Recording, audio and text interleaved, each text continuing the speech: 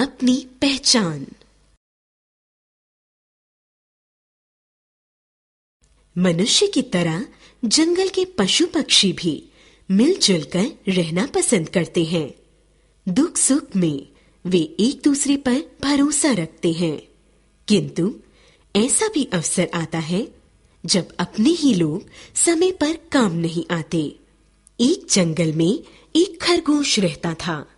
उसके 4 मित्र थे, गाय, हिरन, घोड़ा और बकरी।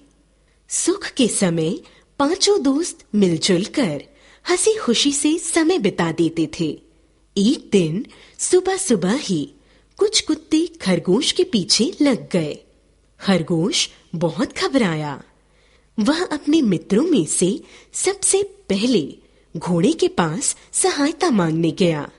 घबराकर घोड़े से बोला, मित्र, मुझे किसी तरह इन कुत्तों से बचाओ, ये तो मुझे मार डालेंगे।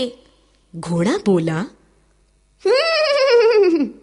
मैं तुम्हें कुत्तों से कैसे बचा सकता हूँ? मेरे तो सींग ही नहीं है।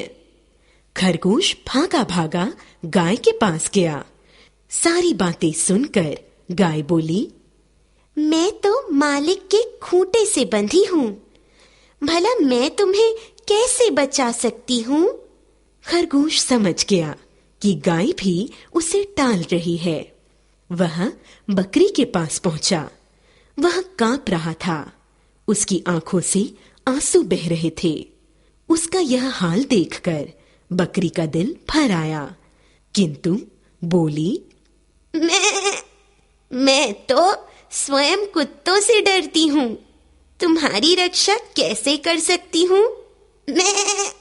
अब वह भागता हुआ हिरन के पास पहुंचा और बोला, मित्र, मैं भाग भाग कर थक चुका हूँ, बड़ी आशा से तुम्हारे पास आया हूँ, तुम तो मेरी इन कुत्तों से रक्षा करो।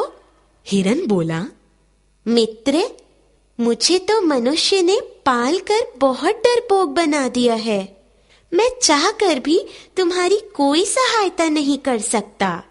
मित्रों की बातें सुनकर खरगोश की आंखें खुल गईं।